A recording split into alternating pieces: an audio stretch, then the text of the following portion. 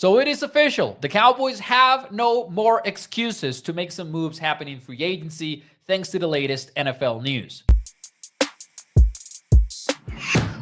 Hey, what's up, everyone? It's Mauricio Rodriguez here at A to Z Sports Dallas. So this week, we got huge news for the NFL that directly impact the Cowboys and their discourse heading into the 2025 free agency. Here's the thing. You and I both know that the Cowboys don't like to spend a lot of money in free agency. And for a long time, they've tried to explain this, and more than an explanation, it sounds like an excuse, as a result of having to pay their top players. So they gave Dak Prescott a $240 million contract. They gave CD Lamb a $136 million contract. They're likely going to make Micah Parsons the highest paid defender in NFL history. So they kind of shrug their shoulders and go, well, what do you want us to do? We're spending the money in our top players. We cannot go ahead and spend in additional free agents. That would be just crazy with the salary cap, blah, blah, blah. The thing is, though, and the reason why it's tough to buy into what they're pitching is that you see other teams do exactly that. You look at the Philadelphia Eagles, and they paid huge deals to Jalen Hurts, to A.J. Brown. Devonta Smith got his money. Multiple offensive linemen have been paid as well, defenders as well, and they make it work. Now, one of the biggest differences between how the Eagles approach things and the Cowboys do is how they go about playing with the salary cap. The thing is, salary cap is not a myth.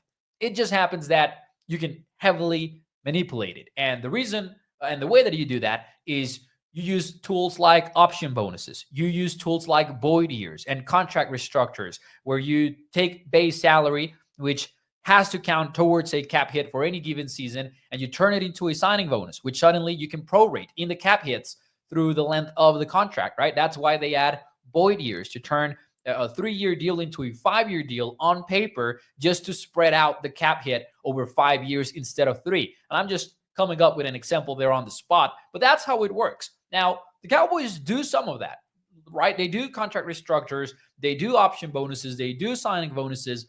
The Eagles just do it at a crazy rate. They have an insane amount of money in void years right now, and if compared through the rest of the NFL, they surpass the number 2 team in the NFL by like $100 million. But Dallas is on the other side of the spectrum. Dallas barely finds ways or uses ways to manipulate the salary cap. Now, when I say manipulate, what I'm really saying is pushing money into the future, right? Money that should go towards the cap this year, you're pushing it for the future and the future and the future. Now, this is important to understand. The premise that teams like the Eagles take is that, hey, salary cap is going to keep going up and keep going up and keep going up.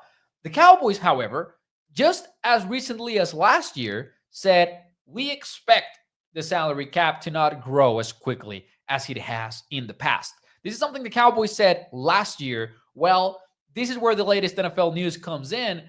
It turns out the salary cap is going to blow up yet again in 2025. Now, bear with me because we're going to get into the maths and the numbers of it all. The NFL provided a memo to teams this week where they laid out a expected range for the salary cap, and they laid out a range between $277.5 million and $281.5 million. The number is not finalized yet, but it represents a massive leap from last year's $255.4 million.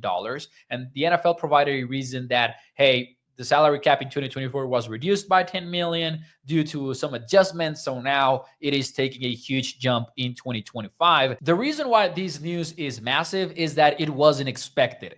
According to various reports, the salary cap was projected to be around the 275 mark instead of having 277 million as the floor. Popular website Over the Cap had it at 272.5. Shout out to Joey Ikes on Twitter, who put this into percentage numbers, where he laid out, hey, a reasonable expectation was 7% growth year over year from 2024 to 2025.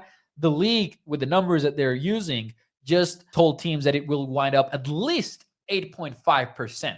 Long story short, here's what I think about the Cowboys. We know they can restructure Dak Prescott's and CeeDee Lamb's deal and others like Trevon Diggs, Terrence Steele. They can extend Micah Parsons, and they can go from having $2 million in cap space to having almost $100 million in cap space. That's one thing. We also know, based on their own words, that they were wrong about the salary cap growth in the future. As such, they just don't have an excuse to cross their arms and have a free agency like they did last year, where they just signed Ezekiel Elliott and Eric Kendricks. It's a long list of needs. You're talking about bringing Brian Schottenheimer's continuity into the equation because you think you have a team with which you can win.